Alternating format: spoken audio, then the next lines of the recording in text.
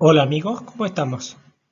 Bienvenido a una nueva clase de bromatología. En esta ocasión veremos alteración de alimentos y factores de alteración.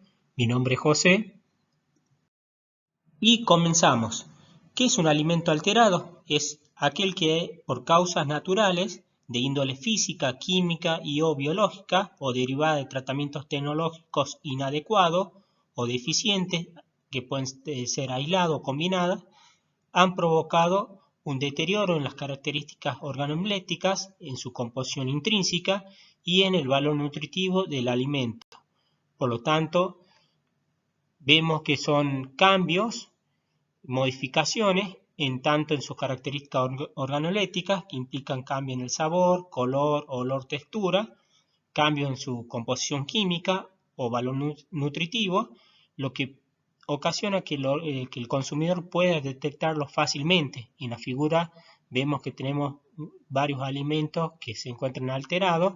Algunos cambios por lo general son indeseables, pero otros cambios pueden ser beneficiosos y son buscados.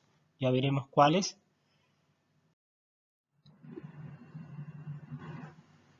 Bueno, los tipos de alteración de los alimentos pueden ser de tipo biológico, químico o físico. En el caso de los biológicos se deben a la presencia de enzimas en el propio alimento, se debe también a la presencia de microorganismos, que son los que provocan las alteraciones más frecuentes, u agentes biológicos como insectos, roedores, que van a provocar este tipo de alteración. A modo de ejemplo, vemos que tengo alimentos en el cual han sufrido una alteración por microorganismos, en el cual se han desarrollado hongos en su superficie. Entonces tenemos un ejemplo de una alteración microbiológica debido al desarrollo de microorganismos. En el caso de la alteración química, se pueden deber a los pardeamientos, caramelización, enranciamiento de lípidos, que son reacciones que se van a producir dentro del propio alimento, provocando una alteración. A modo de ejemplo, acá tengo la figura de una manzana. Nosotros si una manzana la cortamos y la dejamos cierto tiempo, observaremos que comienza a oscurecerse debido a una reacción de pardeamiento.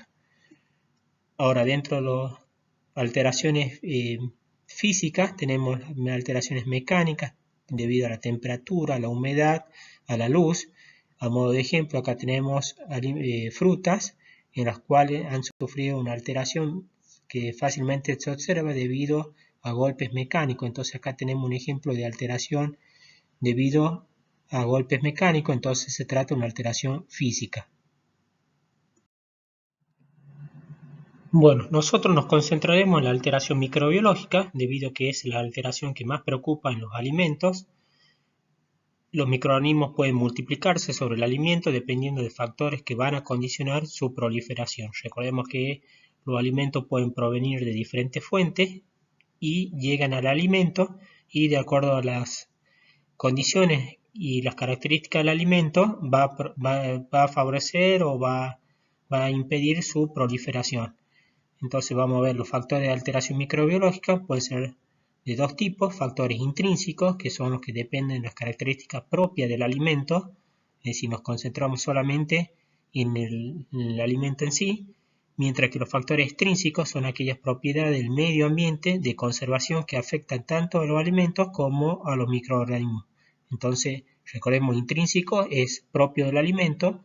Dentro de los factores intrínsecos tenemos el pH, el contenido acuoso o actividad acuosa, el potencial óxido-reducción, el contenido de nutrientes del producto, mientras que los factores extrínsecos, es decir, que están fuera del alimento, son la temperatura, la humedad relativa del medio ambiente, concentración de gases del ambiente. Comenzamos con los factores intrínsecos. Uno de los factores intrínsecos que hay que tener en cuenta y que es muy importante es el pH, debido a que los microorganismos tienen un determinado pH óptimo de crecimiento. Si vemos la tablita, observaremos que las bacterias tienen un pH óptimo de crecimiento que va de 7,5 a 6,5.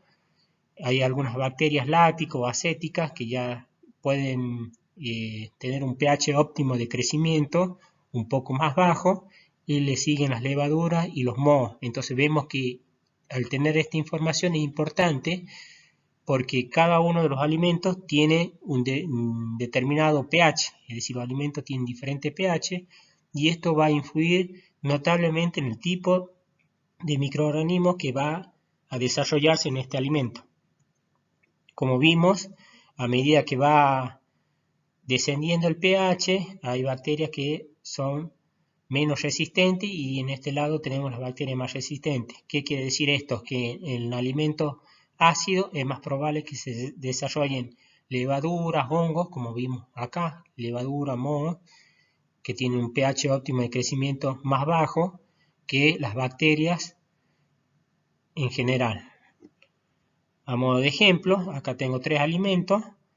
Por ejemplo, en la carne es más probable que se desarrollen por su tipo de pH bacterias, pueden ser gram positivo o gram negativa. En el caso de la leche es probable por su tipo de pH, que estaría comprendido entre 6, 6,5, podrían desarrollarse las bacterias lácticas. Y en el caso de alimentos ácidos, por ejemplo, los jugos de los citrus, en ellos es poco probable que se desarrollen las bacterias, más bien se podrían desarrollar hongos, levaduras en este tipo de alimentos. Entonces vemos que el pH es un factor intrínseco importante para el crecimiento de los microorganismos. Otro factor intrínseco muy importante a tener en cuenta es el contenido acuoso, ya que los microorganismos van a necesitar agua en forma disponible para llevar a cabo sus funciones metabólicas. Por lo tanto, una forma de medir el contenido de agua que tiene un alimento es a través de la actividad acuosa, que se denota como AW. Esta actividad acuosa es una forma de medir el agua disponible para los microorganismos. Entonces, esta actividad acuosa tiene valores que van de 0 a 1. El valor más alto sería 1 y el valor más bajo sería 0. Aquellos alimentos que tienen actividad cercana a 1, actividad acuosa cercana a 1, significa que son alimentos que tienen mucha agua disponible para el crecimiento de los microorganismos, mientras que los alimentos que tienen baja actividad acuosa son alimentos que tienen poca agua disponible. Entonces vemos ahí la tablita de un ejemplo de la actividad acuosa, por ejemplo de 0,9 para arriba pueden desarrollarse las bacterias en general, de 0,87 hasta para arriba se pueden desarrollar las levaduras y de 0,8 para arriba pueden desarrollarse los mohos. Vemos que de acuerdo a esta tablita, por ejemplo, por debajo de 0,87 no se podrían desarrollar las bacterias, ya que ellas necesitan una actividad acuosa más elevada para poder desarrollarse.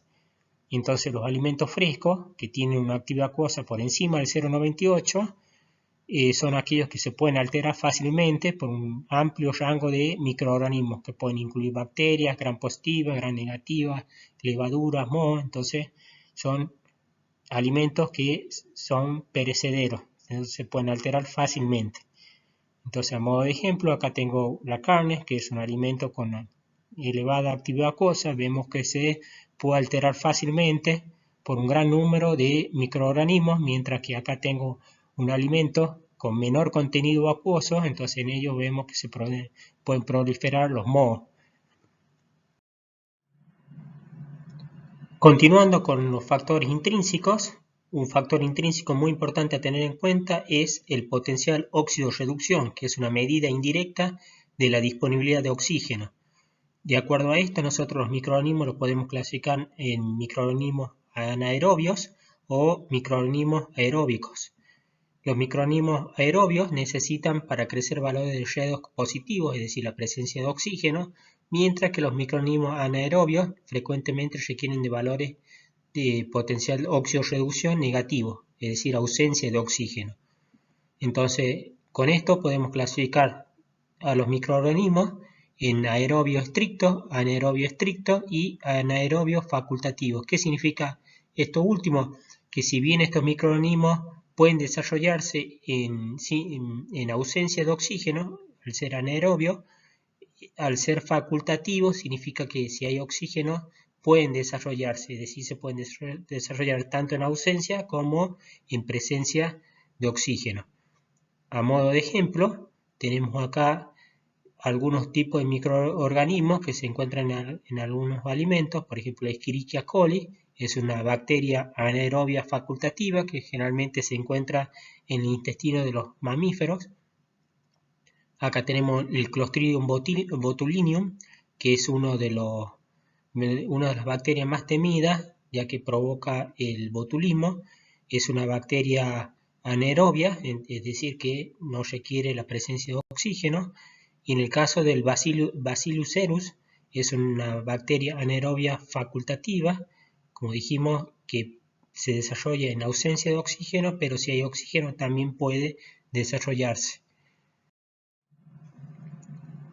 Ahora, otro factor intrínseco a tener en cuenta son los nutrientes. Los nutrientes son importantes para el crecimiento de los microorganismos, ya que estos necesitan nutrientes para llevar a cabo sus procesos metabólicos. Entre los nutrientes que necesitan los microorganismos son el agua, necesitan fuente de energía que puede ser hidrato de carbono, grasas, necesitan fuente de nitrógeno que puede ser la proteína o pueden ser algunos aminoácidos, necesitan vitaminas y otros factores de crecimiento y sales minerales. Entonces, los propios alimentos determinan qué microorganismos se pueden desarrollar sobre ellos. Acá tenemos unos ejemplos. En el caso de las carnes y los productos lácteos, son alimentos ricos en nutrientes, por lo tanto los microorganismos se pueden desarrollar más fácil en este tipo de alimentos, ya que tienen todos los microorganismos disponibles para que puedan desarrollar su actividad metabólica. Entonces, fíjense, acá tengo la figura de un alimento lácteo, la leche. Acá tengo las mayonesas, también, que es un tipo de alimento que tiene muchos nutrientes y pueden desarrollarse fácilmente en los microorganismos, mientras que acá yo tengo miel, que es un alimento azucarado. Por lo tanto, acá se van a desarrollar ciertos tipos de microorganismos, no se podrían desarrollar las bacterias, ya que necesitan otro tipo de nutrientes. Entonces, cada microorganismo va a necesitar cierto tipo de nutrientes y la presencia de uno u otro nutriente va a determinar qué tipo de microorganismo se va a desarrollar en el alimento. Muy bien, ahora pasamos a los factores extrínsecos. Recordemos que los factores extrínsecos son aquellos factores que se encuentran fuera del alimento. Uno de los factores extrínsecos muy importantes es la temperatura, ya que este factor afecta la velocidad de crecimiento. Nosotros, si analizamos el gráfico de crecimiento de los microorganismos en función de la tasa de crecimiento, en función de la temperatura, observaremos que todos ellos presentan una curva característica que va a depender de la temperatura. En esta curva vamos a poder distinguir 3 puntos: la temperatura mínima, la temperatura óptima y la temperatura máxima. Debajo de la temperatura mínima, los microorganismos detienen su tasa de crecimiento. En este caso ya no ocurre un crecimiento de los microorganismos, mientras que la temperatura óptima es la temperatura en la cual se produce el máximo crecimiento, el desarrollo de los microorganismos, mientras que la temperatura máxima es la temperatura en la cual, si sobrepasa esta temperatura, ya se produce la muerte de los microorganismos. Entonces, como vemos la curva, tienen cada tipo de microorganismos, y de acuerdo a esto, vamos a ver que la temperatura va a afectar el crecimiento según el tipo de microorganismo. Entonces, de acuerdo a esta curva, podemos clasificar los microorganismos en termófilos, que son aquellos que se van a desarrollar por encima de los 45 grados centígrados. Mesófilos son aquellos que van a crecer a una temperatura óptima entre 30 y 40 grados centígrados. Y los psicrófagos o psicrófilas, que crecen a temperatura de 5 grados centígrados o por debajo de esta temperatura. Entonces vemos acá, tenemos el dibujado, la curvita que habíamos mencionado, que todos los microorganismos presentan, y están clasificados acá los termófilos, los mesófilos y los psicrófilos. Entonces vemos que acá en este cuadrito vemos que tenemos las temperaturas óptimas de crecimiento de cada uno de estos grupos de microorganismos.